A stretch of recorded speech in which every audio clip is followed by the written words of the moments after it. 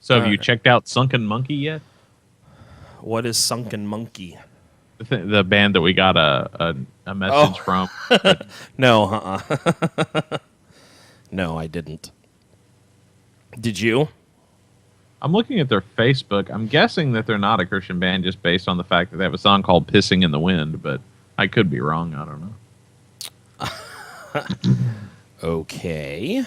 It's funny to me that people don't take the time to read about. It's like, oh, music podcast. Let me send my stuff in. It's like, Right. take the time to read what we are, what we stand for. You know, all of that stuff. It's like, really? Yeah. Yeah, I'm thinking they aren't. What? Whatever. Not a big honking deal. It is kind of funny though.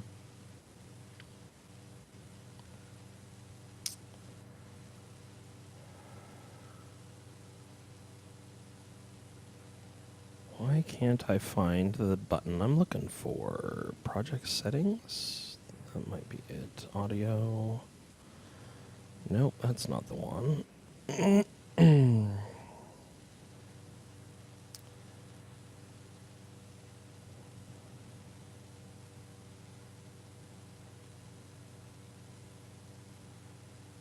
so confused.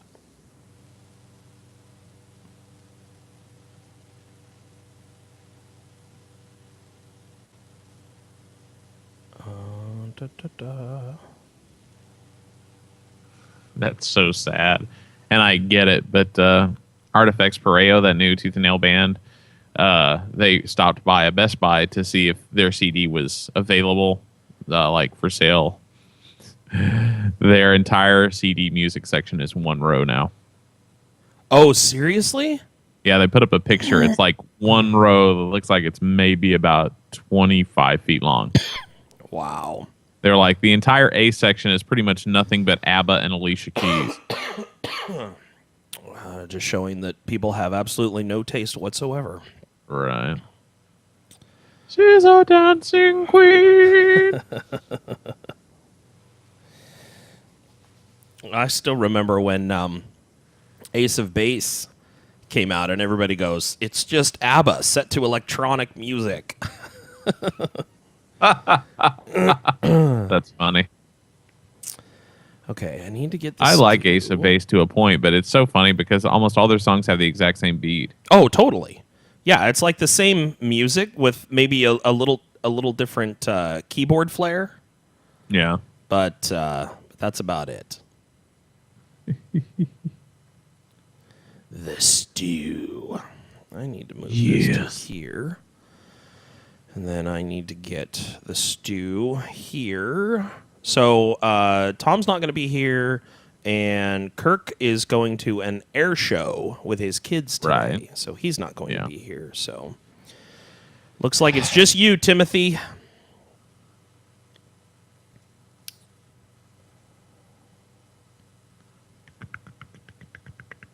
All right.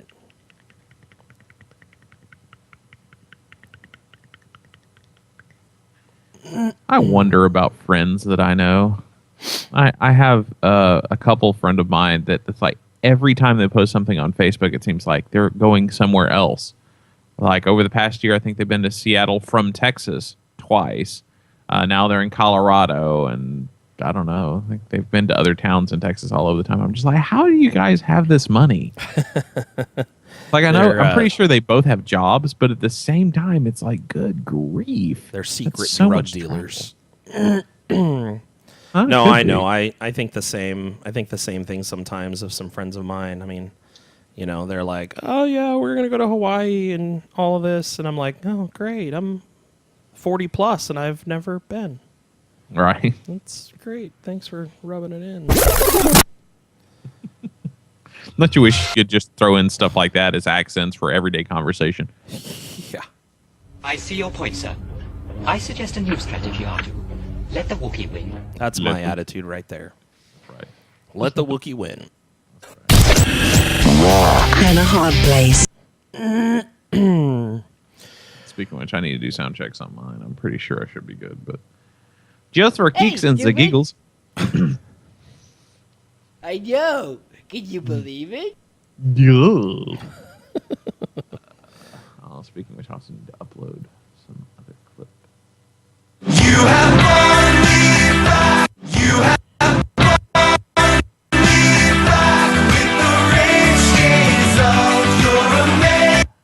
That was a nice little stutter effect you had for that song. That was just me clicking the play effect over. Okay. Okay. I'm waiting for the what. Well, who knows? I mean, once I finally get all my stuff the way I want it to where I can start doing the show in a more live sense, I'll probably have my turntables and stuff set up, and we'll probably start using them to play stuff rather than what I'm using now. Yeah. But, which would be kind of amusing. That may add a new element to the show that might not be as cool as I would like to think it would be. But Oh, man. Paul goes DJ. yeah. Now, see, what would be really funny is if we had just like a constant live manipulable recording of ourselves going. So then whenever you said something stupid, I could just rewind it back. Yeah. Who was I talking to the other day? I was talking to somebody about when I got started in radio, and everything was recorded at that time. Like all the phone calls and everything like that were all done on reel to reel. Oh, dear. Like the digital age was there, Just no one could but this afford it. station hadn't invested in a digital phone recorder. They were still doing everything reel to reel, and then they'd take the reels into the other studio and record the stuff onto a DAT tape, Yeah. and then they could. I remember that. Then they could make it work from there. So it was interesting having this conversation. They're like, reel to reel, seriously? Yeah, reel to reel. That's, I mean, we would get reels sent to us. Commercial spots would come in via reel to reel. Right. And we would have to load them up and record them onto DAT, and then the voiceover guy would have to do the voiceover work and all the editing and stuff like that, and then put it out into a. Then he'd have to digitize the cart and put it into the digital commercial cart system, or the traffic system, as it's called in official radio terms, and all of that good stuff. And we used a software program called Session 8. To do all of the digital editing. That's how the commercials were being built. And it was like this whole computer system. You had the screen, the keyboard. It had an interface, like a serial interface that you could move the sliders on this board, and it would adjust the sliders within the program itself. But then sitting next to it, you had this entire like rack mount system consisting of like 6 different things. And that would be what allowed you to change different pitches and frequencies and set up different like telephone effect and all of that kind of stuff, when you want that telephone sound. Yeah. And that kind of thing. So it was interesting. I tried to learn, but that program was way too complicated. And then when I saw Cool Edit, Yeah. that was the most awesome program ever because Right. it made sense. Yeah. I mean, it wasn't, and you could do it all just on any computer as long as it was. I still remember the compact that I was running it on. I would you'd do a mix down, and for like a 3-minute song, it would take like 15 minutes to mix it Oh, down. yeah. Oh, yeah. So it's like I'd start the mix down, and then I'd leave the room and come back in a half hour, and oh, hey, look, it's done. Right.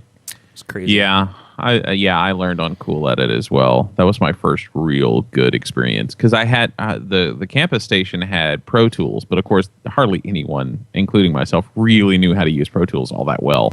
It's like we knew how to record stuff and kind of like chop it up and then mix it down or whatever. But that was about it. Yeah, and that it's crazy. was just too much. And then Cool Edit, I was like, wow, this is easy. Although I was still the biggest problem that was not ever really truly brought up to speed before I left the Top 40 station was anytime we got in a new song, we had to play it into the system. We couldn't drag and drop it into the system. So you had to set it up on our computer that had internet and all that stuff, and then play it through our board into the the operating system or automation system computer. Right. And you had to get all the levels right as you were recording it over. Wow. That was a little annoying. That's insane, dude. Yeah. I mean, it And to just- think that wasn't that long ago. I mean, we're talking 2004 to 2007, something like that, Yeah. or 2008. My And it was just going, really? my mainstream radio days were like 98 to 2000. Mm-hmm. So that was when the Scott system came out and radio stations were starting to move over to that. And all of that stuff. So we can kind of talk about that a little bit in this whole, in our conversation today too. We can bring some of that stuff up Yeah. because it's all, Cool. I think it all plays part and parcel for all of that. So Yeah. Coolio. Well, I'm ready to go whenever you are. are man. you? All right. Excuse me. Oh, there's going to be a lot of me muting today, I think. Okay. Let's go ahead and bring up your DAW. Duh is up. All right. And let's hit record in 3, 2, 1.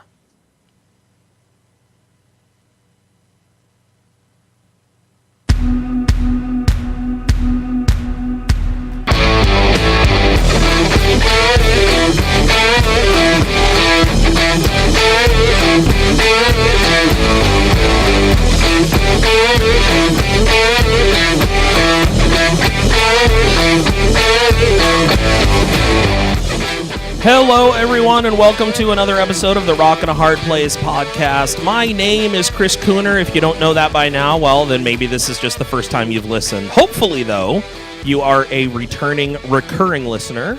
But no matter what, we're glad you're here joining us. I happen to be a DJ with a radio station called Broken FM. You can check us out online at broken.fm.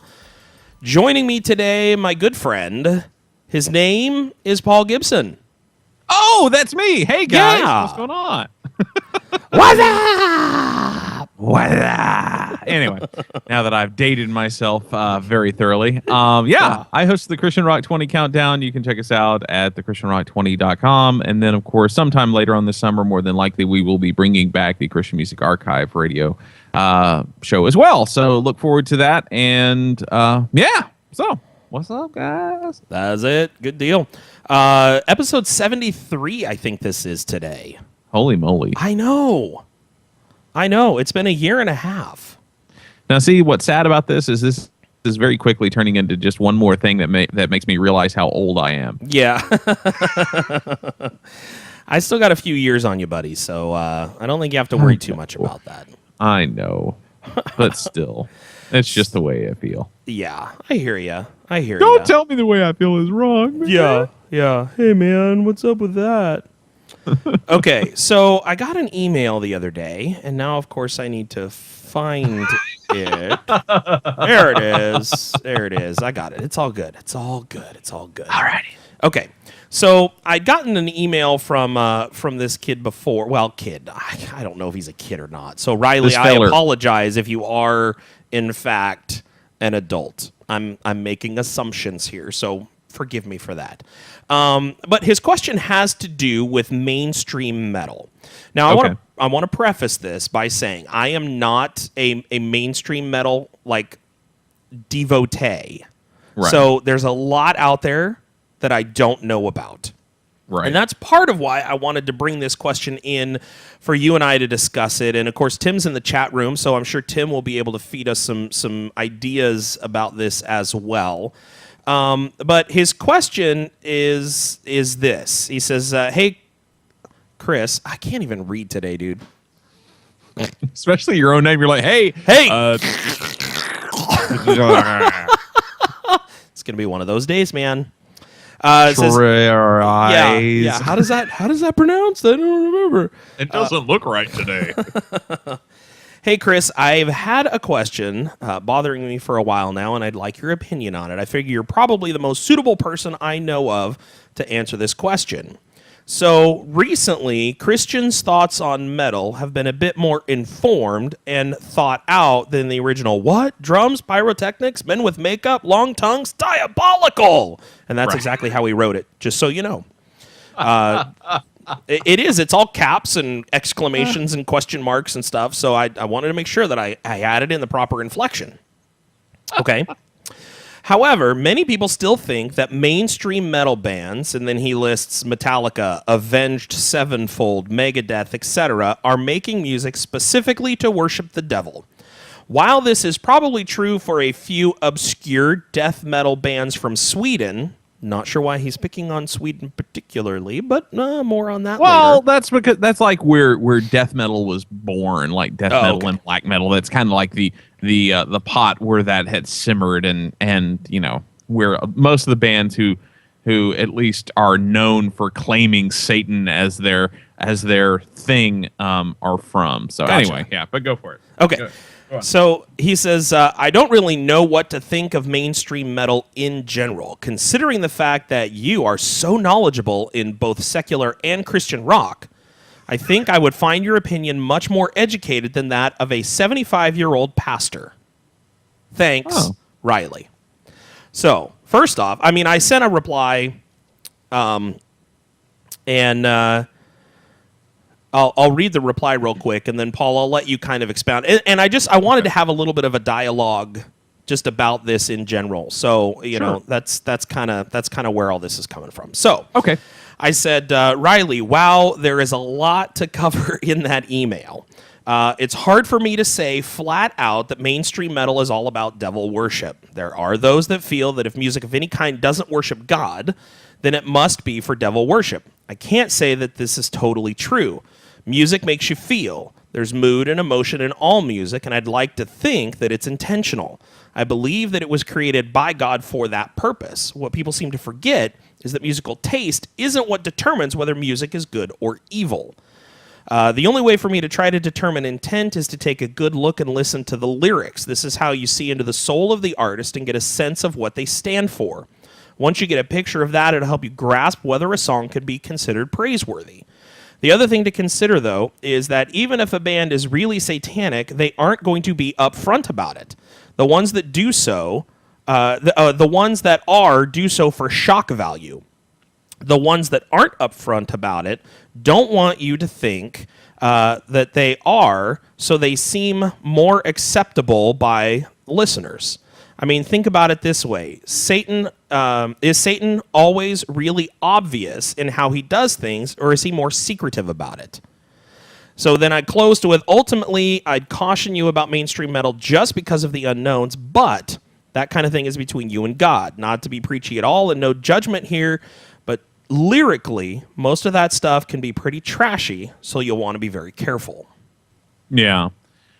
Oh, dude, I think you handled that excellently. Oh, well, thank you.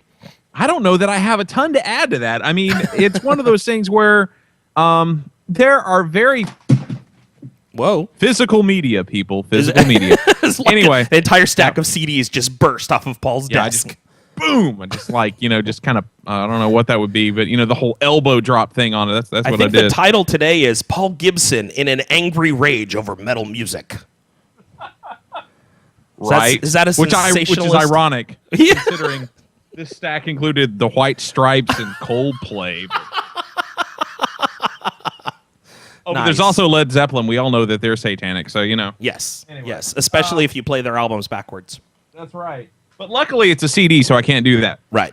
Okay, that was just really embarrassing.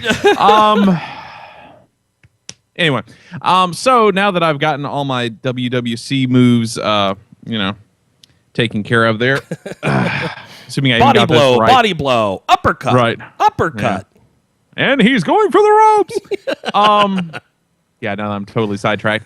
That's okay. I don't listen to a ton of mainstream metal as such. I mean, do I own a couple of Metallica albums? Yes. Do I own a couple of Megadeth albums? Yes.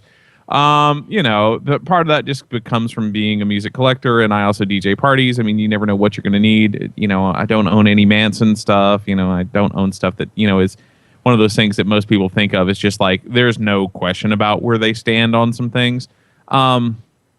But honestly, I don't know. I mean, I think I think that's one of those things where it very much depends on how much music affects you in one way or another, and I think that that's hard to know very well, because I think most of us want to make excuses for how music does or doesn't affect us. Right. But if you're one of those people who can be fairly honest with themselves about what music does to you, I think you can probably make that decision for yourself.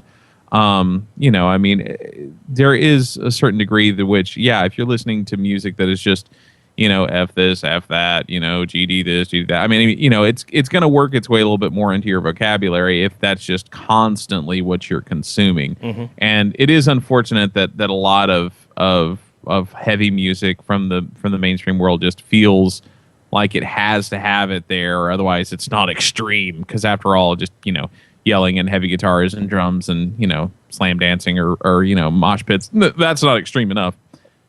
Because after all, it takes real guts to say 4-letter words. But I don't know. I mean, it's just kind of irritating to me because and especially having worked in radio, I have a visceral reaction to hearing cursing because it makes me think that, oh, shoot, who's hearing this? It's like, is this over the air? That's just my instant thought. Right. Even though I may be the only person listening to it in a room with no one else around.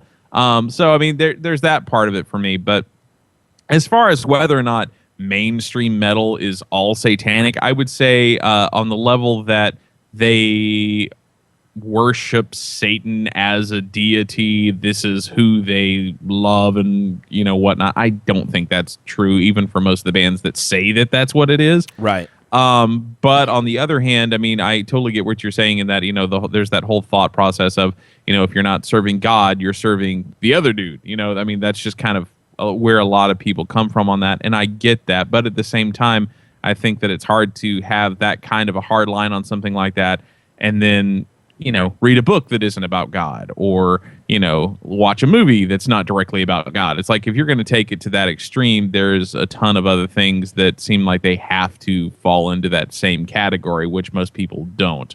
So unless you're planning on being Amish, it's kind of hard to avoid media that's not all about God.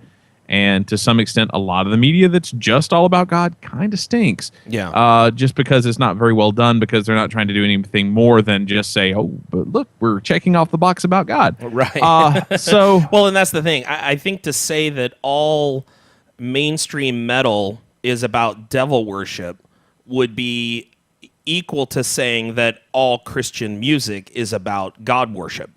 Right. Yeah. And I think that that's very true. And it's one of those things where a lot of metal is kind of funny, and I want to say that a lot of metal and hardcore and stuff of that ilk tends to do this, but I think there's probably also a lot of other genres that do as well, but maybe it isn't talked about as much because it doesn't seem as odd. But a lot of mainstream hardcore and metal has to do with social justice and talking about treating people well in just a different format than you might think would be obvious to talk about those things. Yeah. Because I think everyone thinks, they think metal, they think, Metallica's Kill 'Em All or something that just seems just to evoke just big things of violence, and just sounds horrible and all this kind of stuff. And I don't know that that's necessarily true for everybody. And I mean, you think of bands like Hatebreed, even though they have a name like that, most people think of them as a very positive band and that they're going for things that are positive. That doesn't mean that they're, saying prayers before and after shows or taking communion on Sunday mornings, but they're they want people to get along and they want the world to operate better than it does now. That doesn't mean that they think that God necessarily is the way to do that. But I think that there's a lot of stuff out there that is quote unquote positive. Not that Air One's going to start playing it anytime soon, but I have friends who are very much into both the Christian and mainstream hardcore and metal realms. Who there's a bunch of mainstream metal bands that they're like, what, these guys, they get it. They're not quite sure why, but they get it. Right. And, I think there's a good bit of bands like that. And I think a lot of people would say that of groups like the Foo Fighters as well. I mean, it's like there's more to what they're saying than just, party, do whatever you want kind of a lifestyle. So, I mean, I think if you're going to pick and choose, I think I think it's okay. The only thing that I almost wished at least at one point was that maybe I had never listened to mainstream stuff, because then it's like anything else. I mean, it's harder to stop once you started if you find that it's a problem for you. Right. So I would just say go in with it in an air of caution, and if you find it working its way into your psyche in a negative way, then you probably need to distance yourself from it. But as far as is all mainstream music of any one genre or another inherently evil, I don't think so. And I think that the people who think that wholeheartedly are very scared of maybe how they would react if it was them. But it's just or like it's people that else. have struggled with that kind of Yeah. thing in the past, and Right. like you're gonna say now, I believe is that idea holds true with anything in your life. Oh yeah, I mean it's the same thing, and I mean it's just like people who have a very hard line on I don't see rated R movies. Why? Well, because it made me think about things that are not pure and holy, and I don't Right. want to dwell there, and that's okay. And then there are other people who can watch a lot of things that are very graphic, and they don't think about it at all afterwards. It's just to them, it's like, oh, this is realistic art as I see it, but it's not. I'm not walking around just meditating on it, and it doesn't twist me into something that I don't want to be. So, Right. In as much as I don't want to come across as with like the postmodern, everything's different for everybody. I think to some degree it is. And obviously there are things that are just inherently true, but I don't know that necessarily that's the case with this. And that's just my opinion. I mean, don't kill the messenger or anything. That's just kind of how I feel about it. I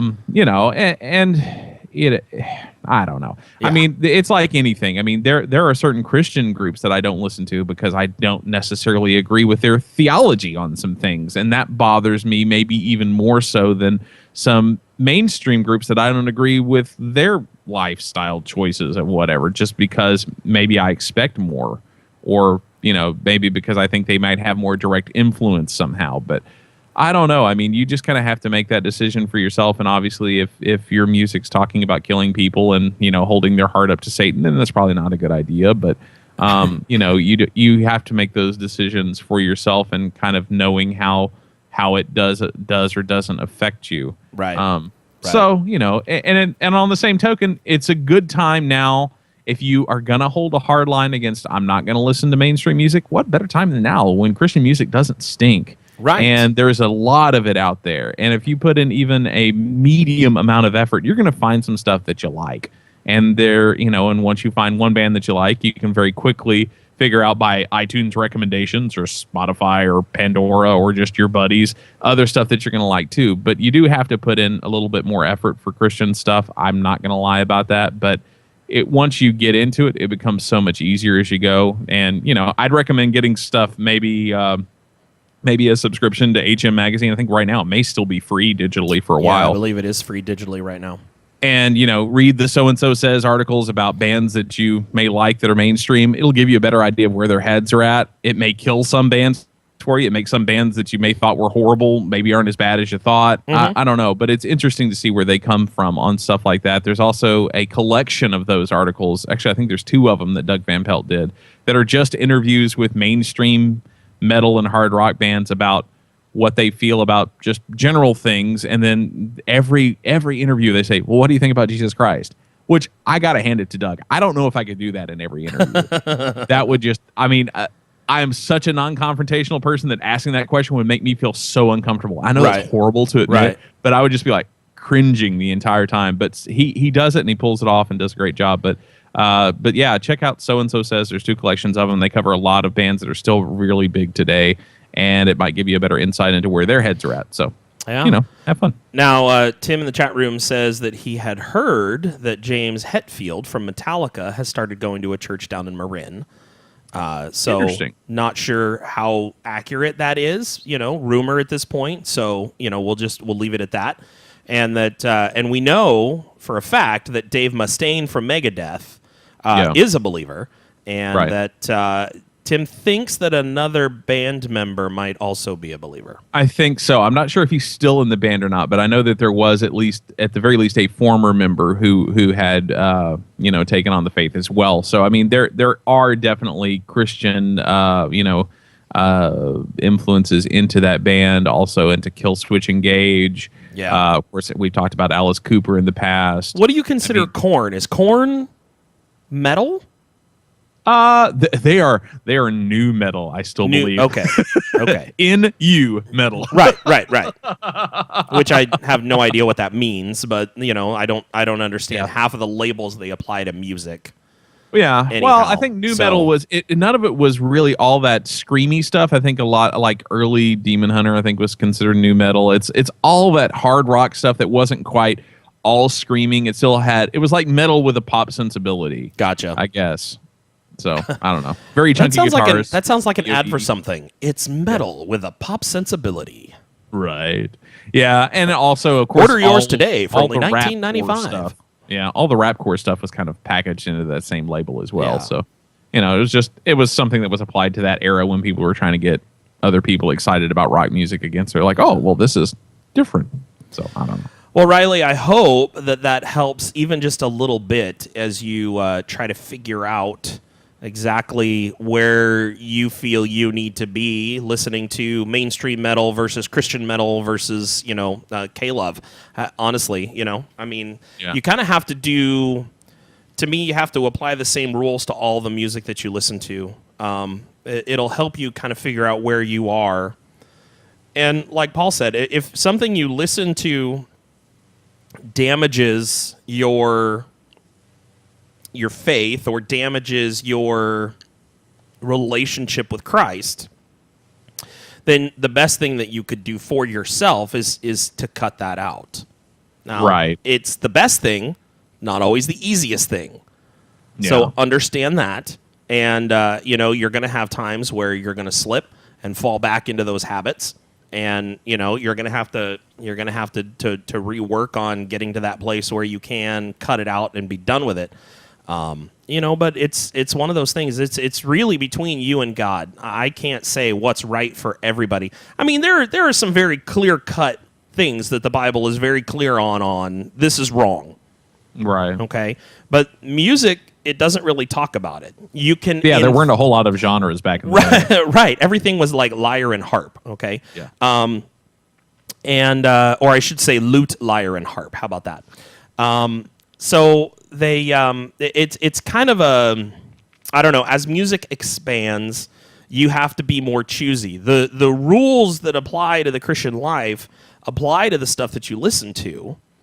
And so you got to be, you remember the song as a kid, "Oh, be careful, little ears, what you hear." Oh yeah. It's kind of that idea of just, be choosy with the stuff you listen to. Don't tell me that you just listen to it for the music. That may be true at first, but those lyrics are going to soak into your head, and you're going to end up singing along whether you want to or not. Yeah, and I'll also expound on one other thing with all of that.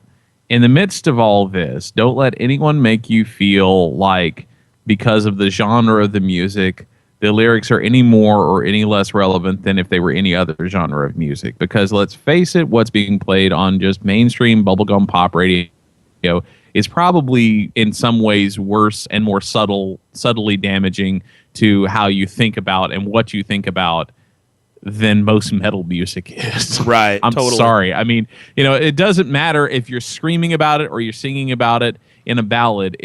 I mean, if you're gonna go after lyrics, but don't let anyone tell you it's like, oh, well, you can't listen to that band because of this. You should listen to this instead. It's like, well, that's just as bad. It just doesn't sound, just because it sounds happy doesn't mean that it's better. Right. So, you just have to be even-handed, because I know so many people who are like, it's like, well, that doesn't sound like country. Yeah, it must be Satan. You're like, oh, really? Really? Yeah. Really? Yeah. Really? It's like, I'm sorry, I didn't know that God was that partial to Willie Nelson. It's like, you need to get over this idea that, just because it sounds abrasive to you, that it's worse than what you're listening to. Right. People need to listen to themselves, I think, more often than other things. Yeah. Well, and you can't expect everybody to be on the same page when it comes to that. And that's, I mean, I don't recommend movies to people typically, because I've had too many times where it's come back to bite me. Right. Because my standards for movies are different than other people's. Right. So I don't recommend movies. I don't recommend TV shows. I find it really hard for me to do that, because it doesn't seem to matter how much I know about a person, Right. I'm not going to know where that line is for them. Right. So, Yeah. you know, I know exactly what you mean. yeah. It's to me, it's not worth damaging a potential friendship or damaging a long-term friendship because of a silly mistake like recommending a movie that has more language than a person is willing to tolerate in a film or whatever the case may be. So, Right. Or my favorite ones are when you recommend a film, people get offended, but the reason why they're offended could have very easily been avoided had they paid any attention to the rating on it. Right. Well, Paul watched this. It must be okay. Who cares that it's rated R? I mean, come on. Exactly. And it's also called Mutant Mummies from Outer Space. I mean, what could be wrong with it? Kind of scary. I don't My kids understand. were scary. Oh my. Well, Paul, Like, you don't said turn your brains off, people. Don't turn your brains off. Yeah, exactly. You said there was a couple of news things that you wanted to bring to our attention, so why don't we go ahead and head down that path real quick? Okay, real quick.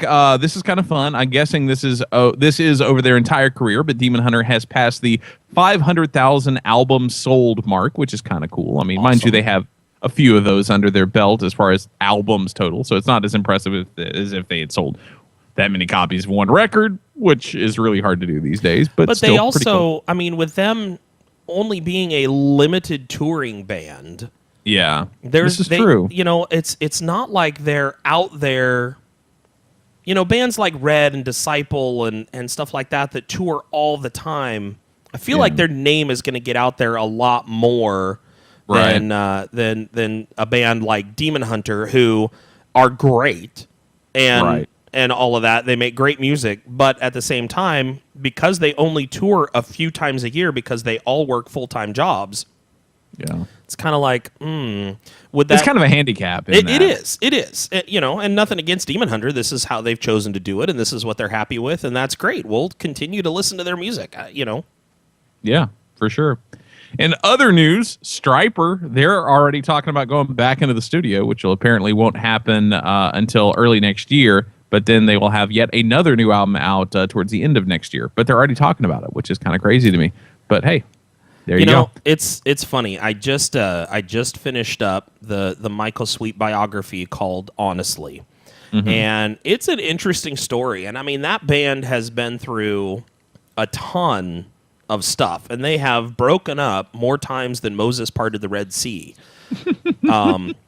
Which doesn't say much because he only did that once. But you know, that just You're not including the practice runs? yeah. The dress rehearsals? The dress rehearsals, exactly. But, you know, for them to have moved on and continued on past all of the garbage and the personality conflicts that they've had and everything like that, and still be able to maintain their sound, to me, is something crazy incredible. You know, and I will continue to listen and support and enjoy Stryper music for as long as they're willing to put out CDs. There you go, man. There you go. So. And Manifest is at 90% or just over, and he's got 11 days left on his pledgemusic.com campaign. So Nice. if you want to help him finish up, that would be good. His album called The Moment is done and will be released on August 5th. And they've got a track listing up and a cover up and all that good stuff. So that's really cool. And if you want to help him finish up the funding on his album, you should definitely go do that. And apparently it's going back to more of his roots. I guess he felt like maybe somehow the last one at least was maybe a little bit of a left turn, which is always funny because it never feels like it's a left turn when they're talking about it when it's brand new. But Right. that everybody does that, so I don't know.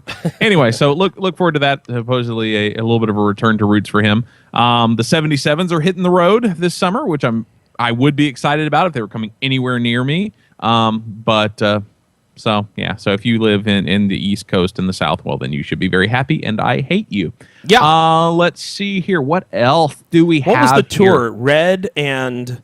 Oh, yeah. Red, Demon Hunter, and Viridia. Yes. Oh, Yes. looks like this could be such a good tour. And I don't think it's coming anywhere near us. It sounds so odd to me. You have Red. Yeah. You have Demon Hunter. Yes. And Viridia. You really think of Viridia in that way? Well, they're not think Red and they're not Demon Hunter. Well, yeah, but I don't think of them being all that much softer than Red, at least than Red's popular stuff. I don't know. Maybe that's harsh. I don't know. I mean, he has a really good scream. I mean, she doesn't scream, but most girl vocalists don't. But, Right. you know, Right. I'm still pretty excited about that. But anyway. Oh, my. Project 86 has hit the studio working on the next record. Whoop, whoop. That was funded by the listeners, That it was. or the fans, I should say. Yep. And, of course, a new Anberlin single has gone to radio called Hearing Voices. Have you guys added that one yet? I believe we did. I know Tim was talking about it this last week, so Cool. I think that's a good. I think it's a good possibility that it's on there, which is interesting to me. I was wondering if we would actually be serviced that new album or the new single at least, because Anberlin has always considered themselves mainstream and not necessarily serviced a lot. Right. To the to the Christian market, but being that they're back with Tooth and Nail for this final release, I think that's why we saw a bit of a change in that kind of that idea. Yeah, agreed. And I think that's cool. And it's a good song. I mean, it did remind me a little bit more of why they're popular, because I haven't heard that much of their stuff recently, so they kind of fell into the back burner of my brain. Right. And they are a good band. I don't know. I would say that they're an awesome band, or that maybe they necessarily deserve to be as big as they are over the next band, but they're still a good band. And it's cool that they're, at least putting out one more album before, they're going to wrap things up. So that's cool. Yeah. Let's see here. Other news. The metal band I the Breather. Yep. Their vocalist has gone into the hospital. And evidently for some undisclosed illness, and he's going to miss the first week of Warped Tour, but a guy named Marcus Barber of the band Come the Dawn is going to fill in for him, so hopefully he'll be able to jump back on the tour after he gets a little bit better. There is a new red jumpsuit apparatus song that you can grab for free. Of course, as the band has explained, the entire album will be free when it drops, at least digitally. But they have a new single out. Well, technically, I guess it's not a single, but it's another track off of their album 4 that will drop on the 4th of July. And I got a little clip for you if you want to hear it. Absolutely. Sure. All right, here we go. It's called Not My Style. Here we go. Sitting with the Bible in my grasp and a gun in my left hand, trying hard to say breathing. Pacing on the cold tile floor, you better look me in the eyes when you say that you don't love me. Then she said she didn't love me anymore. I've got no reason to be sure. And this song evidently is about suicide. So kind of a heavy subject matter, but, they've never strayed away from that in the past. So you can look forward to that. And if you want to grab that track, you can go to their Facebook page, and there's a link there. It's actually on purevolume.com, but, you'll have to dig around for it a little bit once you get there. So I'd recommend just going to the Red Jumpsuit Apparatus's Facebook page and grabbing the link from there. But I like it thus far. It's good stuff. It's interesting. It'd be kind of in conjunction with Remember Me, because that was also a song about suicide. Yeah. So yeah, lots of heavy subject matter on this record. And I got to talk to Ronnie recently, and we'll bring up. I think we may actually end up playing maybe a little bit of the interview that we did later on. But yeah, it was interesting to talk to him. I feel a whole lot better about a lot of things with the band after chatting with him. But we'll revisit that on another show. But yeah, it was cool stuff. And then, of course, another group releasing new stuff. And I did not grab a clip of this, but I mean, we could just play some of the, just pick a chunk from the middle of the song, I guess, and play it. But Ilya, of course, back with a new lead singer. And their song is called As Winter Stays. Have you heard that one yet? I have not. Oh, it's actually really good. Dude, am I just totally falling down the job by not having grabbed the clip of this? No, it's quite all right. I knew that the new Ilya was coming out, and it's going to be interesting to see what their tone is like with a new lead singer. Of course, anytime you have a singer change, there's, unless you're Journey and you hunt all over the world in order to find the person that sounds the closest to your original lead singer, it's one of those things that not everybody has the ability to do. So it'll be interesting to see what happens. I'm still waiting to really get a good sound of what Flyleaf's new lead singer sounds like. Right. You know, and I've got nothing, so we'll see what this new Ilya sounds like, and maybe hopefully the tension between the members of the band will stay at a low so that they can continue to work together for a while. Yeah. Well, they're now a 5-piece, so I think they may have actually added somebody in addition to the new lead singer, because I think it was just a 4-piece when the lead singer stepped down before. Wow. Okay. So now it's only 2 girls and 3 guys. Wow. But anyway, actually, I'm just gonna wing it. So I hope that this is a decent part of the song. But just to give you an idea of the girls' vocals, I was pretty impressed. So here's a little chunk of the new Ilya song, "As Winter Stays." You can also check out a lyric video on YouTube of this, and it's going to be on their EP titled "Reborn," which will release on July 11th. Here we go. All right. The final count of everything lost, and these are the sights and the sounds of desperation. I hope you saw me contrite, 'cause all I wanted was Is that what it was? Sounds almost very Flyleaf-esque. A little bit. In a good way. I was kind of thinking Cranberries. A little bit of that Just kind of thing just too. a touch. You know, she had that Yeah. unique when she was transitioning. A Yeah. lot of times, she would have that unique little roll off. The way that her voice worked, it was totally unique and awesome. I mean, there's a little bit of Alanis, kind of, but not quite. I mean, there were two very different voices. Which is funny in that because regard. now there's a new Shakira song that has that same kind of vibe to it. Oh, is that right? Kind of that weird Alanis Cranberries-esque sound. Yeah. And yeah, it is odd when they do that. I personally am a big fan of that little accent to things, which I Right. think is fun. Right.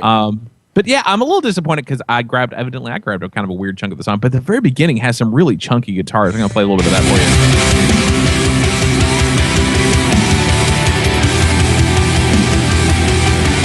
But it's a pretty heavy song for Ilya. Not that they were ever a pop band, but Right. I think the chorus is a little bit more chunky than the section I played for you. But I don't know. I like it thus far. I was reading through one of the other stations that I follow on Facebook that plays a lot of Christian rock. Does a new Music Tuesday thing every Tuesday, and they just throw up a bunch of new songs and play them on the air and then get listener reactions. And it wasn't getting a ton of love, but I thought it was pretty decent. But I don't know. I think most of the people who respond on that are just like overly critical and kind of enjoy that. So Yeah. Well, there are times when a song has to grow on you a little bit. You Yeah. know? So it's just it's one of those things that you just have to kind of, I don't know. Sometimes a song needs to grow, you got to give it time. Other times you can, like for us, if you don't grab us within that first 30 seconds, bye. see ya. So, yeah. There's just too much stuff to not do that. Oh, one other quick thing. Solid State Records is doing a summer sale on Amazon.com, so you can actually grab the very first Demon Hunter record for $3.99. Yeah, you were so excited about that. You posted it twice on the Facebook page. That's right. Sorry about that. Anyway, It's all right. that actually wasn't intentional, but at the end it was whatever. So anyway, yeah. So you should definitely grab that if you don't have that record and you don't want a physical copy. Then it's a great record. It's a short record, but it's a good record. Yeah. The only other thing that I know of is Artifacts Pareo dropped off the Wolves of the Gate tour because their drummer was having severe back pains. Okay. So they're hoping to get him feeling better soon so they can hit back out on the road. But Excellent. that's all I know, man. I think everything else is pretty normal, unless you want to talk about the fact that Lecrae is going to be in a movie. What movie is he going to be in? I think it's called Believe Me. It looks like it's kind of a Christian dramedy, but it looks kind of funny. I think the basic premise is that there's these guys, they're broke for whatever reason, college age, and so they decide that they really want people, the way they're going to get money is they're going to take advantage of the fact that Christians want to feel good about donating to something, so that they create a charity of some sort, and then they're basically taking most, if not all, the money. But then it grows out of control because it gets a ton of media attention, and they end up going to all of these big conferences and whatnot, and they're having to learn how to act like Christians to be able to sell it because they're really not. So the best moment in the trailer for me is they're like, okay, so let's look at this. There are several different kinds of Christian hand raises. that are for specific moments and feelings. So we need to get these down so that we won't look stupid. Yeah. So Yeah, I thought that exactly. was kind of fun. So I think there's a bit of satire in it, but it actually looks like it could be funny, which there usually aren't a lot of Christian comedy films. I mean, there's Christian comedians and Christian stand-up and all that, which usually is pretty good. But I think most of the time, I think Christian films have been so concentrated on we need to make it a drama so that we can have this heartfelt moment, because it's harder to have that in a comedy somehow. So, I don't know. But the trailer looked interesting. I'm usually not that impressed with trailers for Christian films, but this looked like it could be decent. So I don't know. I mean, Lecrae, I think, is going to play a very minor role in it, but still, hey, it's his acting debut. We'll see how it goes. I'm looking through trying to figure out if that Rock and a Hard Place TV show is happening. Oh, yeah? And I can't really see much that says it's going on. I mean, there's a post from June 5th that says, I can't give the details, but today and tomorrow could be gigantically important and hectically active for Rock and a Hard Place. Yeah. We've not had much news lately, only because everything is kind of hush-hush regarding current plans and directions. Well, they did hit their goal, at least. I mean, Yeah. they got 15-7 over their goal, so... Yeah. And that's cool. I don't know. It'll be interesting to see what happens, if anything, with that particular Oh, that's funny. show. Crabman from My Name is Earl got added to the cast. I don't know who that is. I've never. Oh, you never watched My My Name Name is is Earl. Earl? Yeah.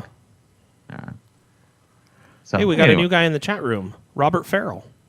Oh, I know Robert. Oh, hi, Robert. How you doing? Stationed out in Louisa, Kentucky. Excellent. he Welcome and to our the buds. show. Good Yeah, deal. thanks for hanging out, Robert. So anyway, but yeah, that's all the newsy news stuff I know of. But I don't know if I notice anything else, I'll let you know. But Awesome. that's all that I've got at the moment. Well, we got a new review from Tom, so let's check that out. Now here's something we hope you'll really like. And a Hard Place. New music. Southbound Fearing, undefeated.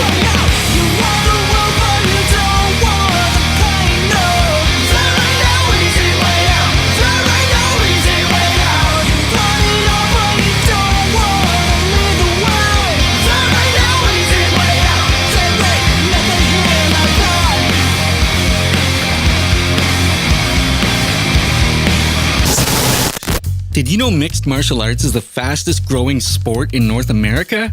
Well, that's according to UFC president Dana White. But according to Google, it's a game called pickleball. Who's telling the truth? Dana White or Google? Anyway, MMA is easily the most macho sport in North America, and if MMA had a soundtrack, it should be the new record Undefeated from Toledo, Ohio rock and roll band Southbound Fearing. The four energy-laden rockers bring us their third album on indie label Red Chord Records, and it can be summed up the way Southbound Fearing describes themselves on all of their social media outlets. No gimmicks, rock and roll. That's right, no gimmicks, just kicking down doors without bothering to take names. Speaking of names, I bet you're wondering where they got the name Southbound Fearing. Over in the band's hometown of Toledo, there's a street called Fearing Boulevard, and it runs north-south. I guess they were cruising southbound one day, and a light bulb lit up above their heads. Yeah, that's as deep as it gets. Remember, no gimmicks. Back to the whole MMA thing. These guys have got to be fight fans because the theme permeates the entirety of Undefeated. Just listen to these song titles. Undefeated, Guns Blazing, Chaos, You and What Army, Swords and Ears, Fight Another Day, and the list continues. On top of that, the cover features an MMA fighter who up to now is unknown, but it looks as if he just lifted his foot up past your face, taking your nose with it. Now, I've reached out to the band to find out who the fighter is, and as soon as we know, you'll know too. I love how this record starts out. Push play and you hear the ambience of a small club, people chatting, a band takes the stage, plugs in, and without warning, the aggression of the title track Undefeated perks you up. You're 10 steps behind me, sings lead singer Brady Leonard as he taunts his opponents, whoever they may be. Brady Leonard has a great voice for rock and roll. One of those higher range tenors that really shines in angst-filled, earwormy choruses, but yet forces you to do that girly falsetto thing as you try to sing along. You know what I'm talking about! Seamlessly, the next song, No One Owes Us Anything, kicks into hyperdrive. After a halftime verse that pulls you in with its low dynamic, Eric Nelson Wheatley has some really cool bass licks rolling in the extremely catchy chorus. I can see this one being the bed to some wicked sports championship montage someday, as it sets the stage of one team holding the prize and calling all challengers to bring it on. I just have to bring up the fourth track and future radio single, Guns Blazin'. It falls in line with the rest of the album in that it's aggressive, keeps the tempo high, and has a memorable chorus, but what sets this one apart is that it's a duet. We're introduced to the female vocalist from the indie band Paris Day, Anna Jensen, who brings a Jen Ledger-like addition to the bridge. It caught me off guard like a sucker punch, and at the risk of sounding masochistic, I like being sucker punched. Speaking of duets, check out the second to last track, Fight Another Day, if you're a fan of metalcore band Phineas, since their singer Sean McCullough lends his screams to this punky number amidst classic and youthful gang vocals. My favorite song on the album is easily Chaos. I know that the band would tell you that each song has spiritual meaning, but this one seems to be the most apparent. Brady Leonard prays in the verses for the ability to love even when it's hard, and then spouts out his conviction to stand tall in the midst of a world that wants nothing but to push him down. The first single from the record, Easy Way Out, is an uber ferocious anthem and is as rock and roll as it gets. In an interview with MindEqualsBlown.net, Leonard divulged that Easy Way Out is all about working hard. You see, the boys have clawed and scratched for everything they've accomplished in their hometown, and there's no stopping in sight. Southbound Fearing ain't messing around. If you're on the hunt for an album that will lower your blood pressure while you engage in the art of yoga, steer clear of Undefeated. It's a confident collection of fight songs that will inspire, energize, and just plain kick you in the tail. If you're a fan of The Wedding, The Almost, or any other straight-up rock band, check out the latest from these boys from the Midwest. I give Undefeated by Southbound Fearing 4 rocks out of 5. For the Rock in a Hard Place podcast, I'm Tom Labonte. All right. If you want to find out more about Tom, you can listen to him at UCB Canada, or you can check him out on rockfortherock.net. Yeah, and actually, I don't have a way to play back the interview to be able to figure that out for Tom. But when we had them on the show, he told me who the fighter was on the cover, okay. And I can't remember now what his name was, because that's MMA is not really my thing, but right. I just couldn't remember. So anyway, speaking of which, it was odd. The other day, did an interview with. I had a ton of interviews this last week. It was weird, but did an interview with Joseph from Seventh Day Slumber. And I was like, dude, if I'm in Nashville sometime soon and you're free, I was like, we ought to grab some coffee. He goes, I don't do coffee, but if you want to do some barbecue and watch some MMA, I'm all down for that. I was like, okay, I can do the barbecue. Yeah. Yeah. Well, I mean, isn't that what you go to Nashville for? Right. I mean, aren't they known for barbecue? Barbecue and country music? Barbecue pork, which means I can like half of it. Right. Speaking of which, Tom, love the review. Hate the fact that you're getting to eat barbecue while hanging out and listening to the show. Yeah. You stink. Wait, did you just say you hate Tom Labonte? Just for his ability to eat barbecue and get to enjoy the show. Gotcha. Yeah. But of course, I know how this works. He will have just turned on the stream right as we said, what? You hate Tom Labonte? Yes, exactly. Because that's what happened the last time you were making some kind of a comment about that. I think what it was is he was on the stream, but it jumped into one of the commercial things, and he came back just in time to hear hate Tom Labonte. So that's awesome. Let me see here. Well, today we have a topic, and we wanted to kind of chat about something that we all deal with nowadays, and that's called the digital revolution.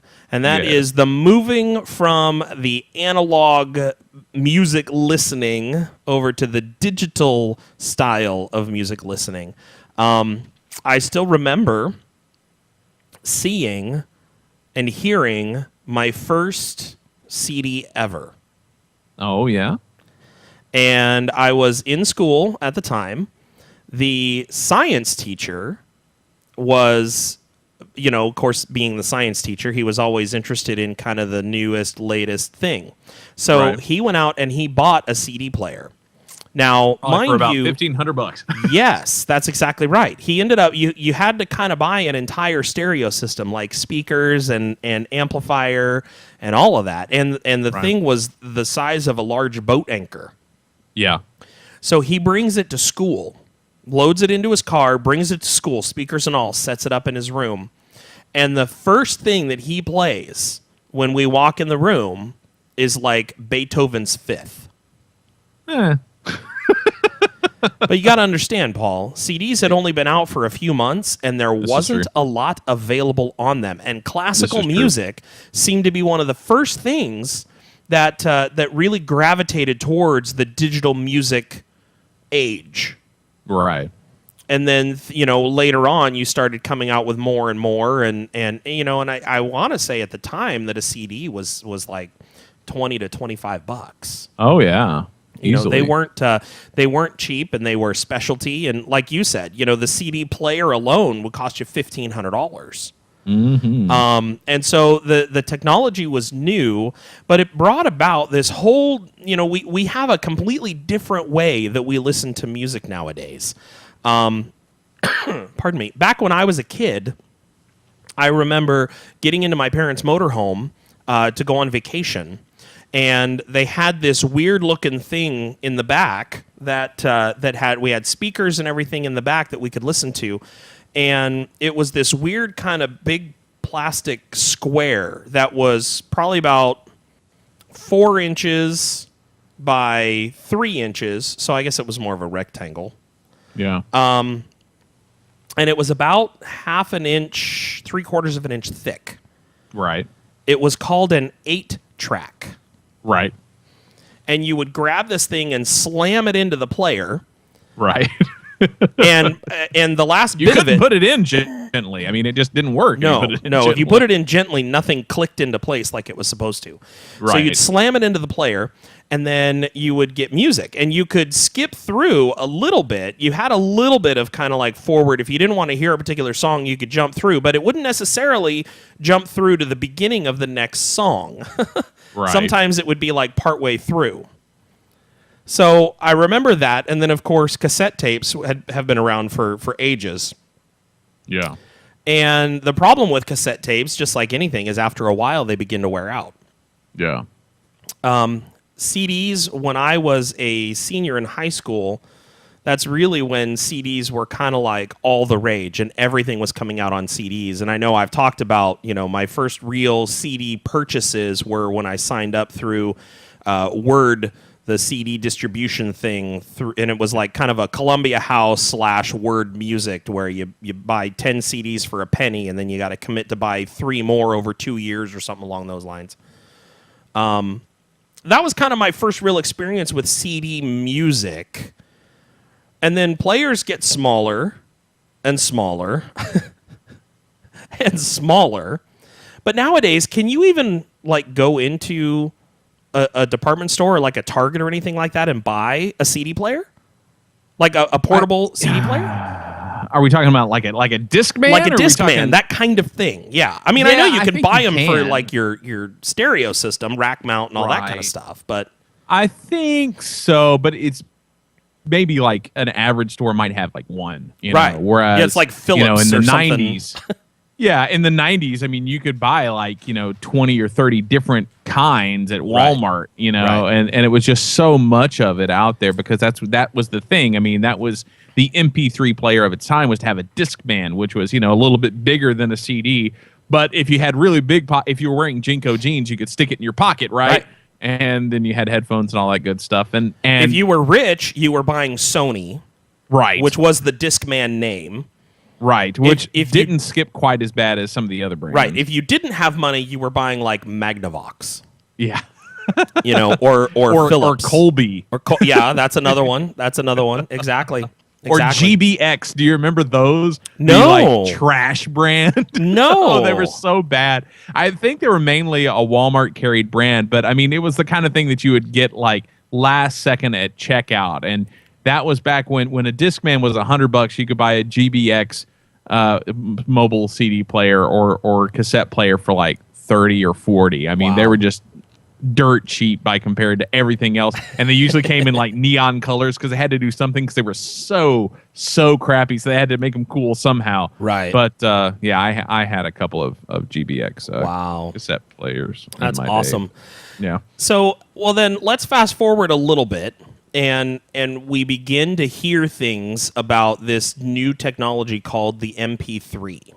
Right. So they figured out a way that you could put a CD. Well, now you could put a CD in, and you could pull the music off a CD, but it Right. was called a WAV file, and it was really huge. So, Right. you know, a regular song WAV file would take 300 megs or some insane amount of space on your computer. Right. So this guy named Fraunhofer develops this codec, and which means code decode, by the way, in case anybody wants to know. So code decode, they call it a codec, and he called it the MP3, MPEG-3 codec, and it could be used for both audio and video. But what it did is it had an algorithm for taking the file and removing a lot of extemporaneous noise, but then it would also take certain things, and if it saw this same thing later on in the file, it would just know that it needed to duplicate it at that point. So it could remove a lot of information and therefore shrink down a file to a much smaller size, and in a lot of opinions, without damaging the audio quality. Right. Now, when you're talking about, this is going to get really geeky, so bear with me, folks. Spoiler alert. Yeah. Geek ahead. Yeah, geek ahead. When you start talking about compression of audio, there's right ways to do it and there's wrong ways to do it. And Right. if you are doing a purely vocal podcast or vocal with just a little bit of music, you can compress it way down to 64 kilobits. Now, that's what I produce this show at when I upload it, is we record it at a really good big, it's like almost a gigabyte file or so by the time we're done recording and putting everything together. I compress it down to 64 kilobits so that when you download it through your mobile phone or whatever, it doesn't take up all of your data for the entire month. To be able to listen to it, or if you want to stream it, it doesn't take up a tremendous amount of bandwidth, the amount of internet you receive through a monthly, subscription service, whatever the case may be.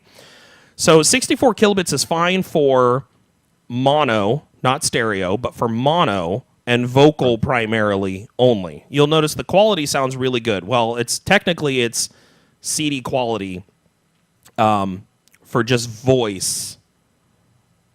And you can do a little bit of music, and it doesn't degrade it too much.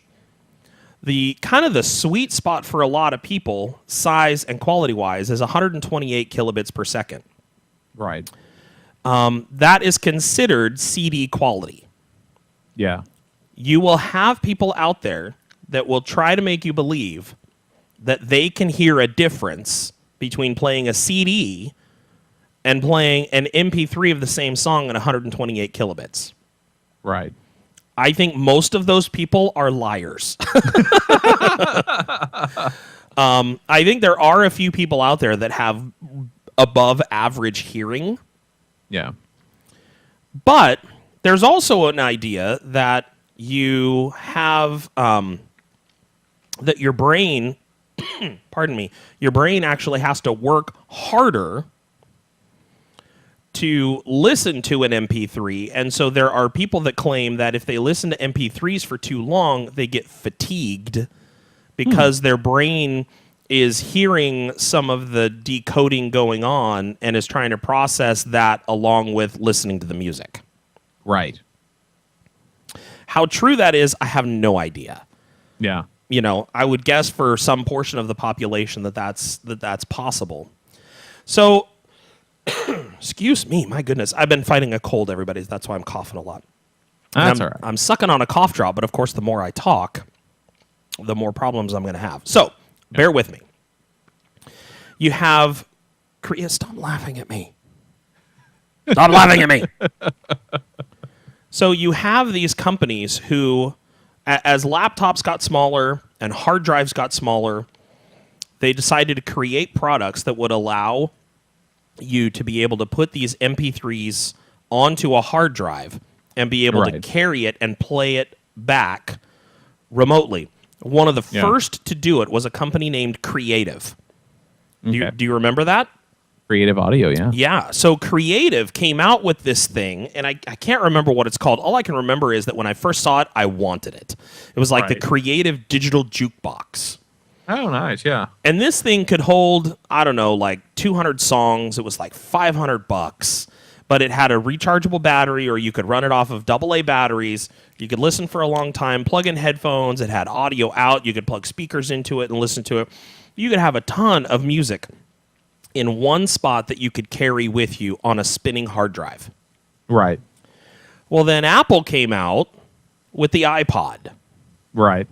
And the fact Huge. the fact that Apple could take what Creative had done and make it smaller and hold more Right. is really what sealed the deal in the portable music industry. Now, I don't care how much you love or hate Apple. You've got to give credit where credit is due. And Apple took existing tech, made it sexier and smaller and easier to operate. And that's what blew the doors wide open on this digital market that we now live in regularly. Right, right. And then, of course, things have come along since then that have also changed things. I mean, everything from the digital distribution, like Napster, of course, was huge, and how it got delivered to different places. And iTunes, the store, of course, made it to where you could just download stuff, paying for it legally. And now, of course, there are services like Spotify and Beats Audio and Pandora that are almost like having your own radio station that you control. Right. So, I mean, there's a lot of huge, weird little nuances that have come through since then. But, man, it is so crazy to think of where we've come from because, you and I both remember 8-track tapes and vinyl and cassette tapes, which were, are pretty much universally thought of as being the most horrible medium for music ever because they were so sensitive and they were constantly breaking, and it's like they're just not. I mean, they're cool looking in a retro, like, we remember that sort of way. Like, they're cool to put on a t-shirt, but who really wants this in their car? It just is so clunky, and a lot of people even felt like the 8-track was a better solution than a cassette tape. So it's just crazy where that's come, but. And I'm glad that you gave us a history lesson on this because I think a lot of people, just especially those of you who are maybe slightly younger in our audience, may not have ever experienced half of this stuff. Right, exactly. Well, and that's the thing. I mean, the history is amazing. And, CDs, I think, are still somewhat popular, but not nearly as popular as the digital distribution, the digital distribution model. Now, there's pluses and minuses with the whole idea of digital distribution. When the iTunes Music Store came out, there really wasn't much of a legal way to get music to your computer. Right. When we talk about things like copyright law, okay, the copyright laws, the way that they're written, it's written in such a way that you own a CD, but technically, according to the music companies, you don't actually own that CD. Yeah. You have paid for the rights to listen to that CD in a myriad of ways. In a home CD player, in a portable CD player, or in a car CD player. Right. You do not have permission to put that CD player in your computer and to pull the music off, what we call ripping. You don't have permission to rip that music off and to put it onto another device. Right. The only legal way to do that is what they call the analog loophole. And Paul, I don't know if you remember this. I don't. I can tell you already I don't. Okay. Or at least not by that name. Well, so, yeah, go for it. So the analog loophole was this. Back in the day, you could have your CD player connected into your stereo, or sometimes you had a portable boombox that had the CD player on the top and a cassette player down below. So you would put in a CD and a blank cassette. Okay, yeah, and I know you where would you're going with this now. you would hit record and you would hit play and you would record a song and then you would pause the cassette, and you would take that CD out, and you would put in another CD, and Right. you would hit record and play, and you would make a mixtape. Right. Okay, this was considered legal because of what they called the analog loophole. You could make an analog copy from a digital source Right. for your own personal use, and it was not considered illegal. The same is said when recording TV shows. When the VCR came out and Oh, had the yeah. ability to record TV shows, the TV studios and movie studios were insanely up in arms because people could quote unquote steal their content. Right. Yeah. Well, the judge says no. If they're recording Free to to an begin with. analog source Right. and it's for their own personal use, there's nothing illegal about it. Right. But the music industry doesn't want you to be able to take that CD that's a digital source and create another equally good, quality-wise, digital source. Right. Okay, so that's the analog loophole. So technically, for when you buy that CD and you slam it into your computer and you bring it up in iTunes or whatever your music library, digital music library curation software of choice happens to be, Yeah. that's what it's technically illegal for you to do that. Uh-oh. Now, where they I admit nothing. yeah. Well, and that's, I mean, everybody does it. It's well known that yeah. everybody does it. Where the problem comes in is when people begin then to take those albums and load them onto Napster for free, and people Right. could then go and just download those albums for free.